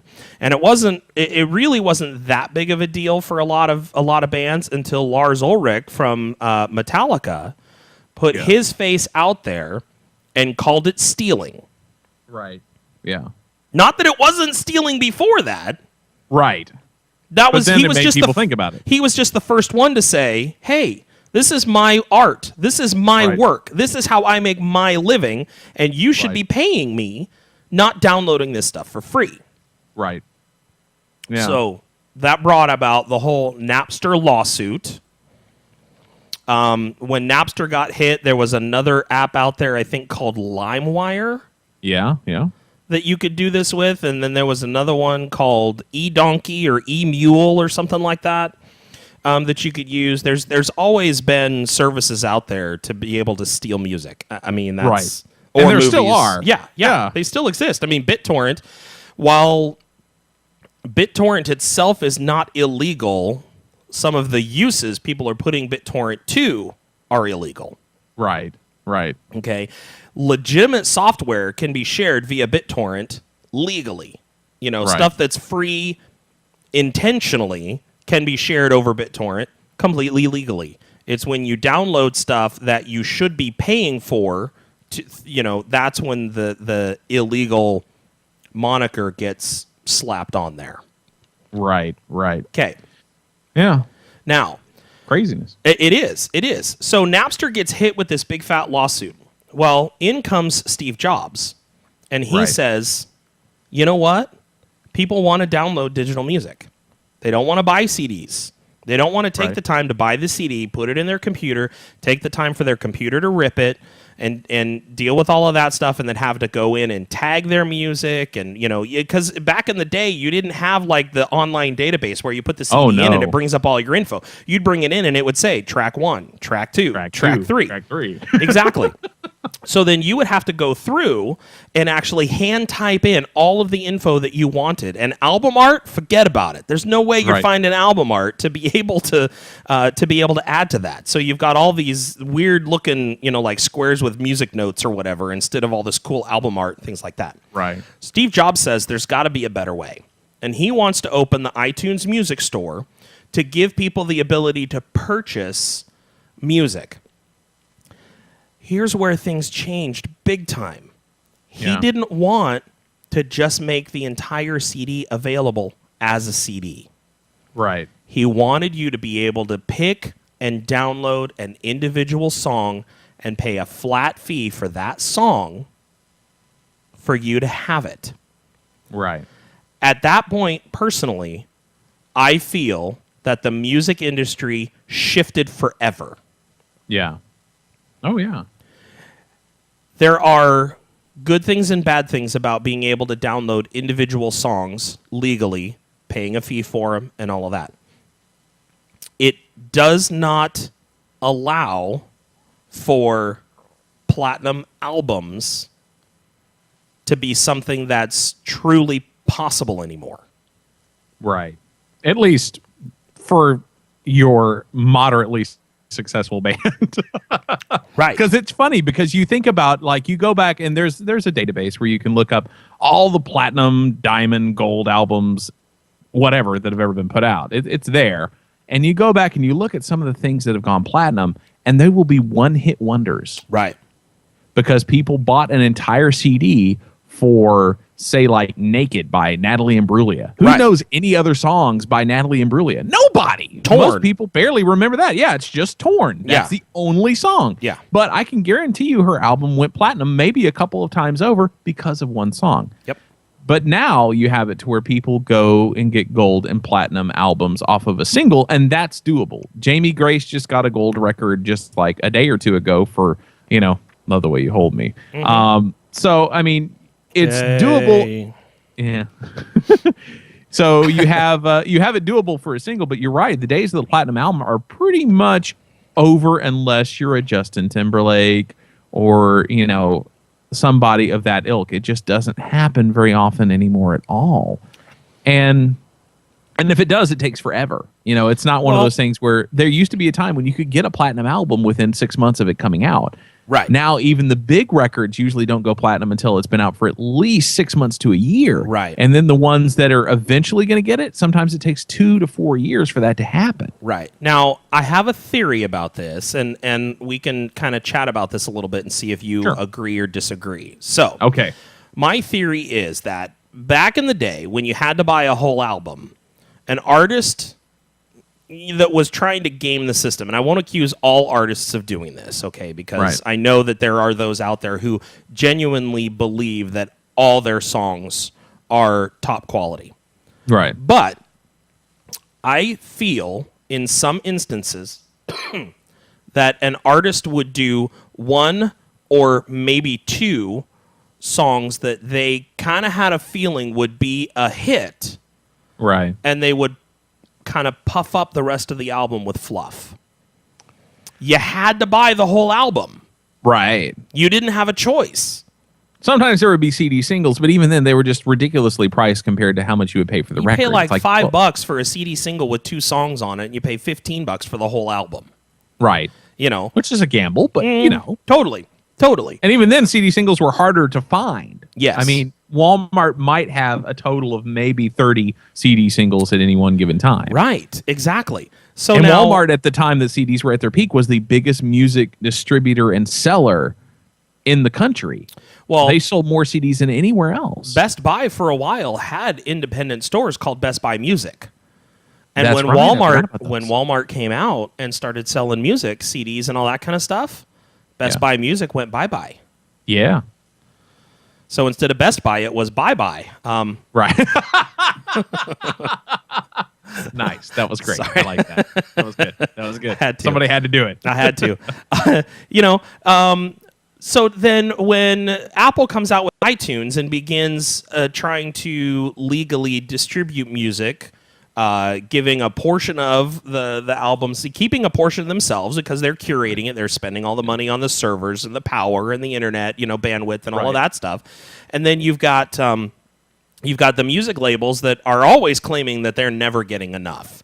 And they Yeah. claim that it's on the behalf of the artist that they Yeah. want more money. But you and I both know from having talked to many artists that artists don't make hardly any money off their music sales. Oh, yeah. Where they make their money is Yeah. on the tours. Right. Because I think if I remember correctly, the last I heard, I think iTunes, for a 99-cent song download, I think the artist gets like 2 cents or Right. 3 cents. I mean, Right. it's practically nothing. Right. So, I mean, you figure that out. They sell 200,000 songs. It's not a lot of Yeah. money that they get in their pocket for all of that work. Right. So then, to me, with this whole idea of the platinum album and everything, it pushes artists If they want to sell an entire CD, they have to work twice as hard on that album to make sure that people want to buy the whole thing, instead of, because if I only like 2 songs on the album, well, I'm only going to go in and spend $2 Right. Yeah. instead of 10 or 12 for an entire album. And I think that there's something to that theory, although on the same hand, or rather on the other hand, I also see it as thinking about, especially a lot of the one-hit wonders that you think, got a ton of album sales off of one decent song. I think a lot of that also came from songs that didn't fit with the rest of the record, not because the artist phoned it in for the rest of the record, but because I know in a lot of instances from interviews that I've read that sometimes these songs would be songs that would actually be pushed on the artist from the label, and that didn't represent what they actually did. Right. It's like, I think back, and most people won't get this reference, but there is a female artist by the name of Donna Lewis. She had a song called I Love You Always Forever. Yep. Very pop, very upbeat, extremely catchy. None of the rest of her record sounded like that. And Yeah. they really wanted her to record that song. And I think it was a song that somebody had written at some point. They were like, we need to find somebody to sing the song. Totally. And she didn't really even want to sing it, but she became an overnight sensation because of one track, and the album sold really well because of this one track. Right. But that she did a wasn't her. That duet with wasn't- Richard Marx, too, I think, after that. Yeah, it could be. Yeah. I think you're right.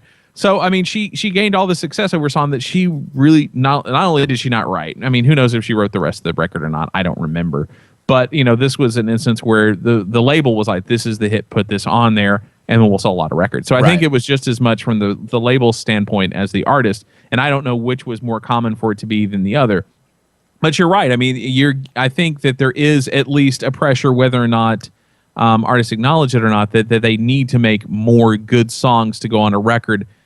Whether they were phoning it in before or not, there is that necessity. And I think that the really true artists out there who aren't in it for the money, I think have been trying to do that all along. But, there is that safety net before of, oh, well, we're selling something for $15 rather than 99 cents. Mm-hmm. And there is that.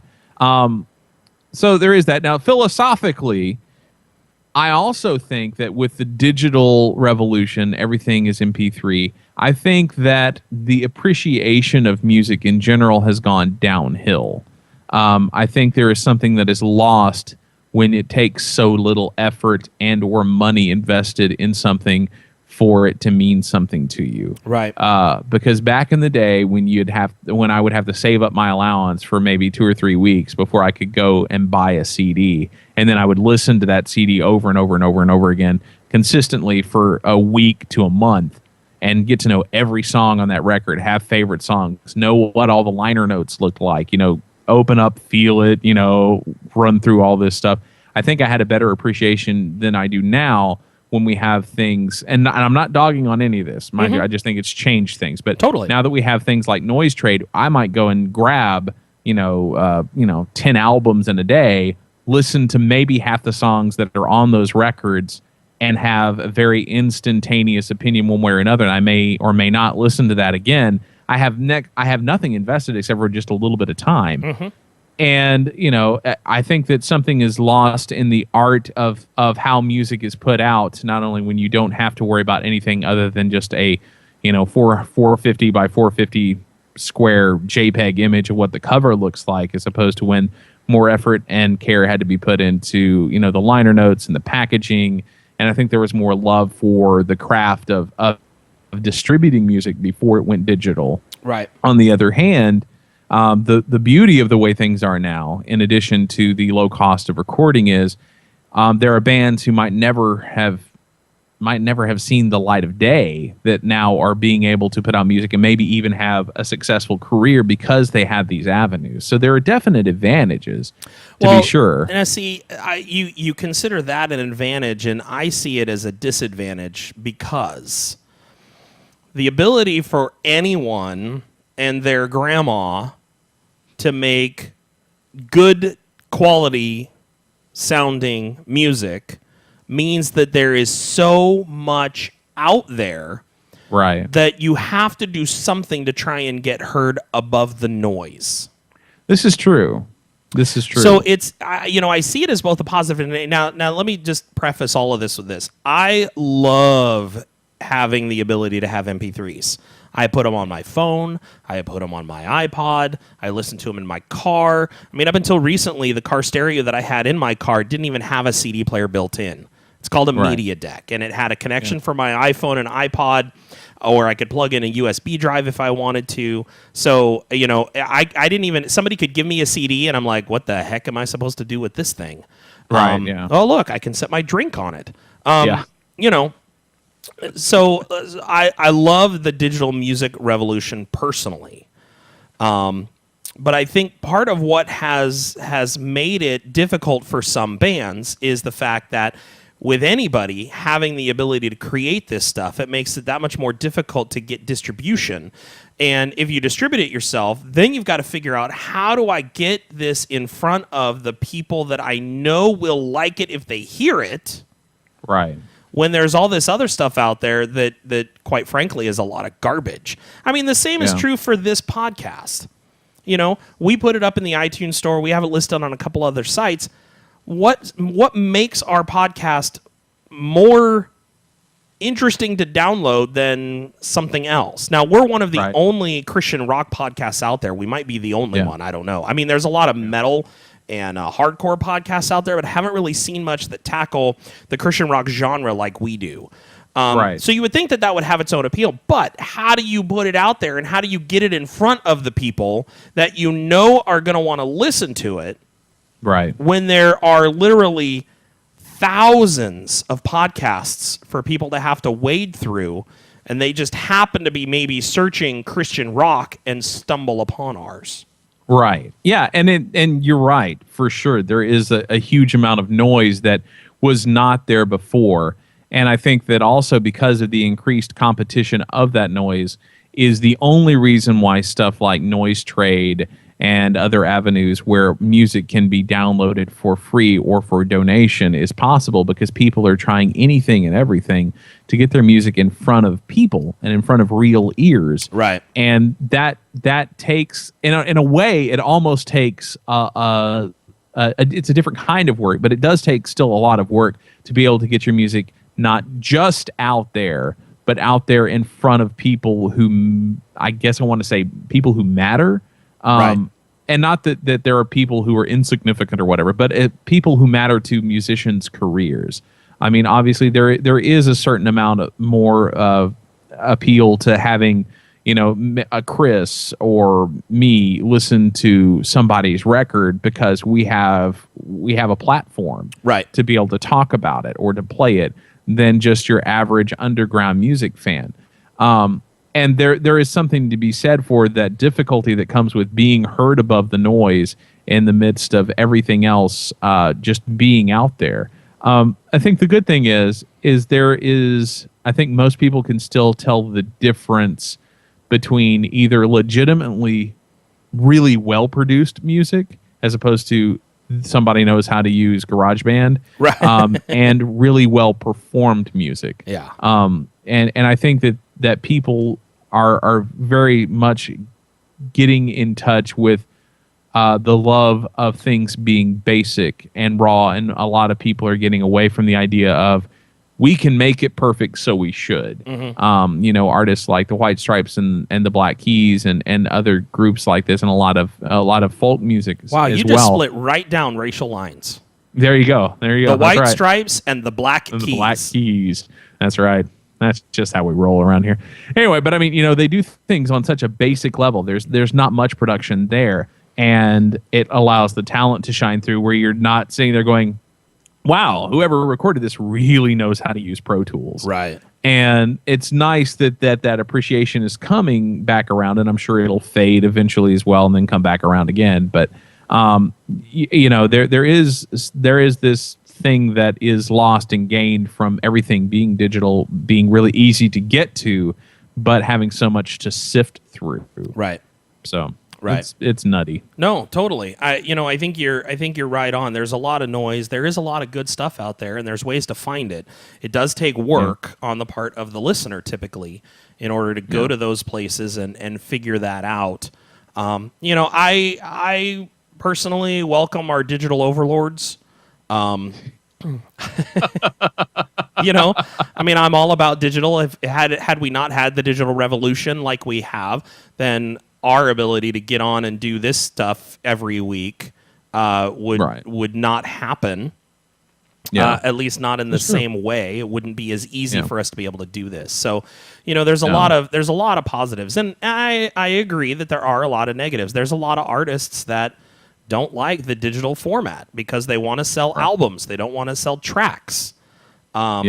You know, I know we had this conversation with Anthony from Red, and his big thing is he doesn't like iTunes just because of the whole purchase a track, and he wants to be able to produce a platinum album, and he doesn't feel that that's going to happen just because of the way that music sales trend. Right. But he also doesn't like the ease of piracy that the digital revolution has allowed for. Yeah, and that's a big problem. I think the other big problem that had just now occurred to me, I didn't quite know how to put it into words yet, but I think that the digital revolution has taken the event and the happening out of music, which is, if nothing else, I think maybe the saddest part about it, because we've talked about this many times. Live music is not the big deal that it used to be, because you can watch it on YouTube and people assume it's the same thing.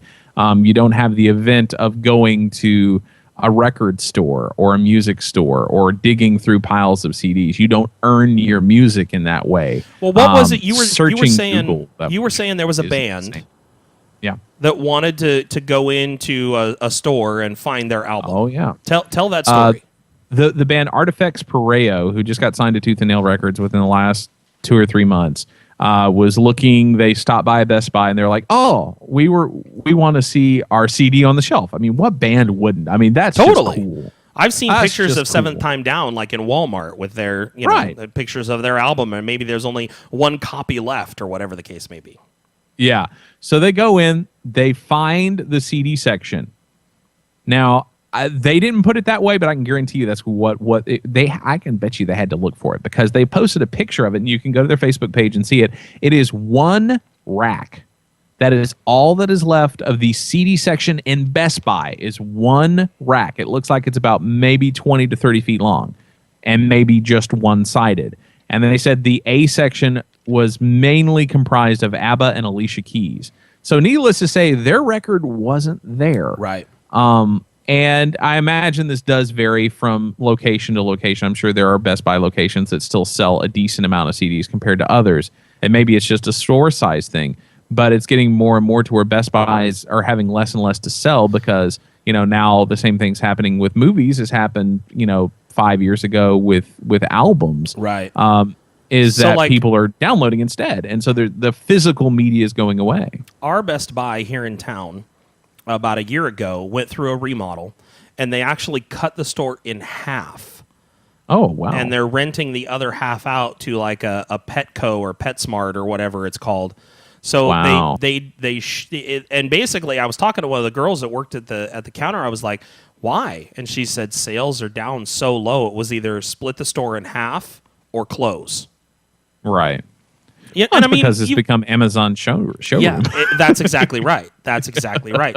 People no longer desire as much the brick and mortar store, right, of that experience of going down. And I mean, quite frankly, Best Buy, any other type of electronics store that sells that kind of thing, honestly, I don't go there because the people that work there are just not smart. Right. When I know more about what I want than the guy trying to sell it to me, that's a problem. It's an issue. And they talk about how they're trained and this and that. I'm like, how are they trained? Are they shown, here, read the description on the back of the box? Because typically when I ask questions, that's the first thing the guy does is he looks at the box. Well, it doesn't say here. So I'm sure it'll be fine. It's like, think about it. No, right. I'd rather be able, I can go read reviews on Amazon and find exactly what I want, and odds are it's going to be cheaper. Right. Which is hard, but I think it's going to be funny one of these days once all the major brick and mortar stores for electronics close down, because I think people are going to try to figure out what they're supposed to do now that they can't go and try it out and then buy it online. They're just going to have to buy it online and hope for the best. Right. Yeah, exactly. Exactly. And that does, I mean, the digital revolution, I think it has a lot of positives, but it also has a lot of negatives. And I don't know that we're going to, I don't think we're going to know the total ramifications for all this stuff for a few years to come yet. Yeah. I mean, Amazon is kind of being a bully with certain books and music CDs and movies. I know that, like there's a publisher now that Amazon is pretty much telling people, sorry, you can't get that book from us because they want to try and raise prices and negotiate better pricing for Amazon and not for the book publisher. Right. And they're doing the same thing with Universal for some of their movies. You can no longer find certain Universal movies listed on Amazon, or if it's listed there, it says not available or whatever. And it's not that Amazon doesn't have any of them; it's that they're not selling them intentionally to hurt the big studio, so that they will come and renegotiate the amount of profit that they're going to make. So, when you have things like that, it makes the digital revolution seem like a negative thing. But I think there's still a lot of growth yet to come, and I think there's a lot of decisions that still need to be made in some of this stuff. I've said before on the show, a CD will show up at the studio, and Tim and I will look at it and go, huh, how quaint. Right. Where do we put this thing? Oh, right, the monitor needs to be raised up a little bit, so we'll just slide it under there, and that'll be good for us. I mean, we had the Wind Up Records. Love the guys at Wind Up. Yeah. They sent us a CD single of Scott Stapp that they had already given us digitally. Yeah, that's a little bit of a waste of postage and manufacturing. It's like, seriously, people. Yeah.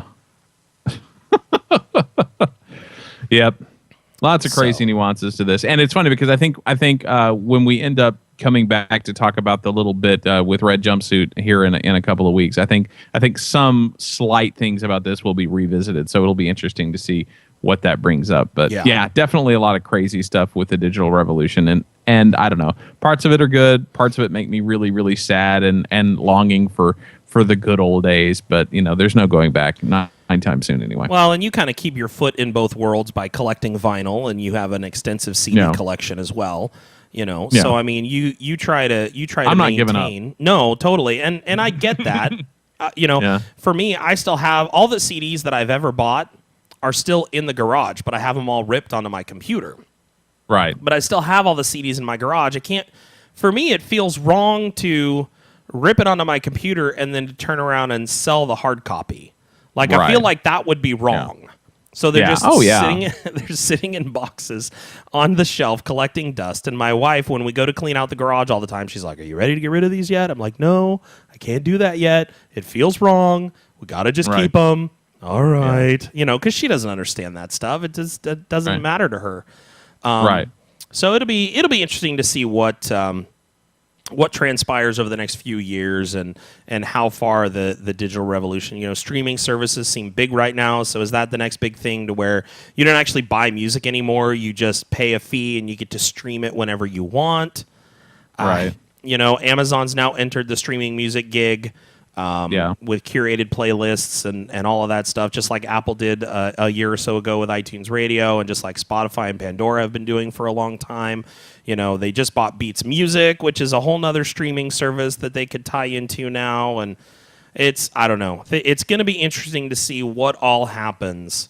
But I get the feeling that downloading and purchasing music is going to be a thing of the past, that it's all going to be about everything sits on a server somewhere and you can stream it whenever you want as long as you pay a small access fee. It just kind of feels like that's the direction it's heading. Yeah. So we'll see. Yep. I don't know. I feel you, man. Oh, my goodness. Life is crazy. The Rock in a Hard Place podcast presents the one and the only. All right, boys and girls, get ready for The Stew. Alrighty then, so it is stew time, and there is a bit of a loose theme on this, which will probably seem obvious once you figure out everything, but it's not blatant. It's not like the names of the songs spell out the name of the movie, although I did try for that, but it just didn't really have any luck. So anyway, 3 songs, 1 clip from each song, and then 1 movie, 2 clips from the same movie. And Chris, I'm going to be very impressed if you get this one. Oh, is that right? I don't think it's ridiculously hard, but somehow I feel like this one feels like it might be slightly harder than at least last week's, which you smoked me on. No, not last week's. Last week's I didn't know. It was 2 weeks ago. Oh, 2 weeks ago. Yeah, I'm still feeling the sting from that, though. You know, man. Yeah. It's just Last week I didn't know Switchfoot and I didn't know Project, and I had a total random guess at the movie. But it was the 13, the Stew 13 that I got. Yeah. Disciple, Love and Death, Blood and Water, and the movie was Short Circuit. So yeah, that's right. That one I was very impressed with. Yeah, very very impressed with. Okay, so let's check out this episode and see what happens. I want you erased. I've had enough. Abraham Lincoln meets Leave It to Beaver. You know the sort of thing.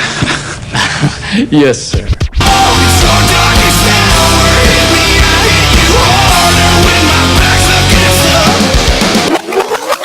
the. Oh, forget Grandma. She's halfway to outer space already. Here, lock and load. I'll tell you one thing. They ain't getting a TV. Time for us to stop throwing down. Just look and see who's standing now. Wow. Well, so I don't know the movie. Oh, I'm not sure okay. about the movie. Okay. It doesn't sound familiar to me, so I don't know. Was the first band Love and Death? No. No. Okay, that's odd. The third band, I'm gonna guess here, but it sounded like it may have been Disciples 3-2-1. Disciple, yes. 3-2-1, no. No, man. Okay. Earlier than 3-2-1. So the second track sounded. I know it's like I know who it is, but I can't think of the name. It's The Bigger They Are, The Harder They Fall. That's probably not the song title, though. Yeah. Yeah. Yeah, because that one would actually be an Abandoned Kansas song. But right, that was, right. Yeah. Wow. Is it We As Human? Throwing a no hitter. Ooh. Is that who the good. second one is? Is We As Human? Yes. Okay. Yes, it is. It was their first real big single. Well, their first single off this last record, because they had an independent album before this one, but you know. Okay. So, I just got to figure out who track 1 is. I'm going to listen to the whole thing again. Okay. Mainly for track 1 in the movie, so we'll see if I can grab anything out of there. All right. I want you erased. I've had enough. Okay, so I know it's Red. Okay. Nice. Okay, so Red, We As Human and Disciple. Okay. Now, I need to listen to it again in order for the movie stuff. So I had to stop it because I'm like, okay, I know that it's Red. I've got that much at least. Okay. So here we go one more time. I want you erased. I've had enough.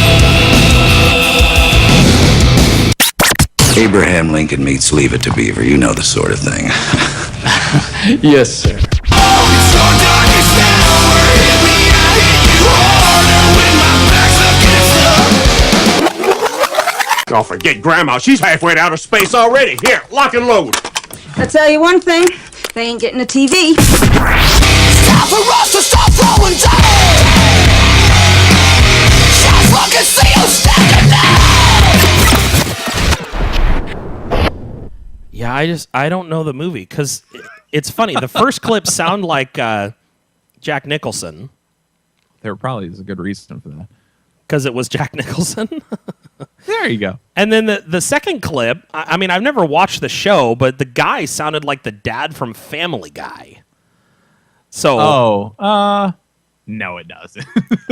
Well, like I said, I've never watched the show. I've seen some previews, Right. but that's about it. Yeah.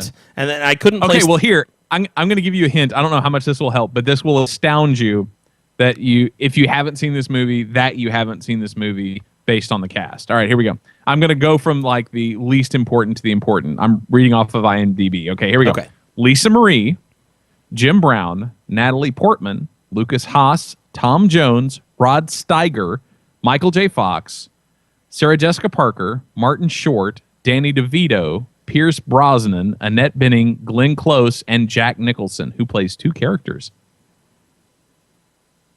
My word. I know, it's astounding, isn't it? And it's a spoof movie. You want the year? I don't think it's going to help, but sure. 1996. 96 spoof movie. Do you want the tagline for the movie? Sure. Nice planet. We'll take it.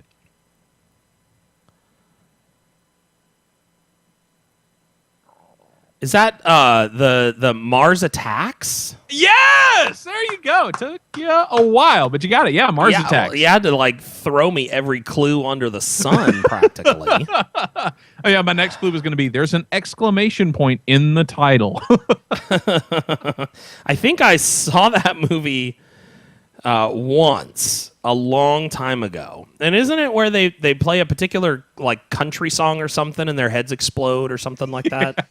Okay. Country music. They're allergic to country. Yeah. You should really watch it again. To country music too. I need to. I wonder if it's available on Netflix. I'll have to check and see. I don't remember if it is or not, but it's so funny that that he got that many stars to be in a spoof film. Well, it's kind of along the lines of, it's a mad world. That was Right. like an all-star cast for the time that it was made, and it's a hysterically funny movie, by the way. If you've never seen It's a mad world, you need to watch it. It is funny. Right.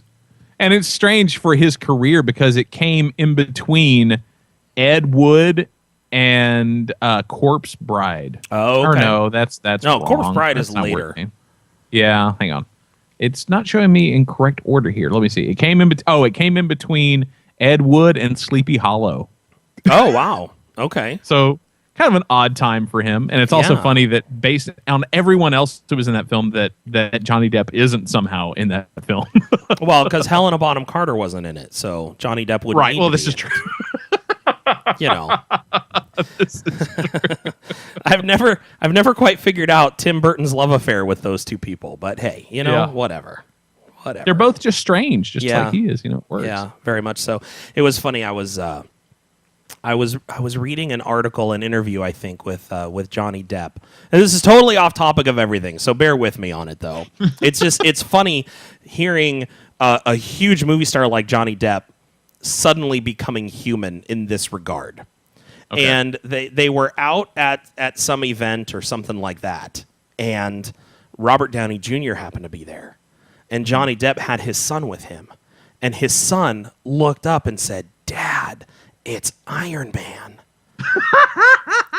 And Johnny Depp said, "I knew right then that I was no longer Captain Jack to my son." That is funny. I was no matter how big you are, there's always somebody who's going to think there's somebody bigger. Right. Right. And it was his own son who was like, "Dad, that's Iron Man." Oh, that's great. So I thought that was funny. I love it when you see these huge names of people, and there are things like that help you understand that they are just people, that everyday things happen. They live their life the same. It just happens to be more in the public eye than what ours is. So it's very, very interesting. Well, we are really long. So do you have a noise trade pick this week, Paul? I do, but just for those who are listening on the stew, the first one was Run and Escape. Oh, right. Strike Back by We As Human, and then Game On by Disciple. So, awesome. Anyway, okay. Which all were kind of, aggressive, kind of war escape. Attack it's kind of loose. Yeah, Tack-alike. There you go. See, Something there you like go. that. I brought it home. Anyway, all right, there you go. So noise trade picks. This first one is for a limited time only. So I think it's only for probably from the time that you're hearing this, maybe for another week and a half. But if you want to grab the debut album from Citizens, which we have raved about multiple times on the show, good album, then you need to grab it because it will be up there for a short while they are working on new music. Of course, I grabbed a clip. This is of their single Made Alive, which is just a fun song. Here we go.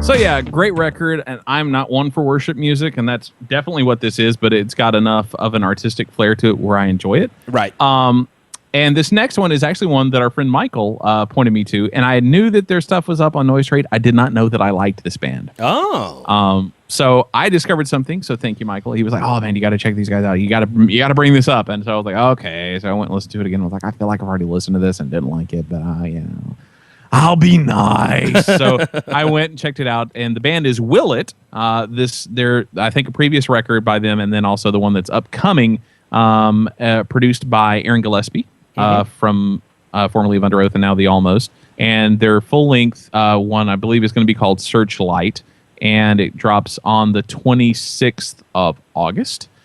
This is I think what's going to be one of the tracks off of that. So this is a 3-song EP. Evidently from that upcoming album. The song is called Empty Grave, and it's got a cool vibe to it, and I like it. I hope you guys do as well. It's Will It. See what you think.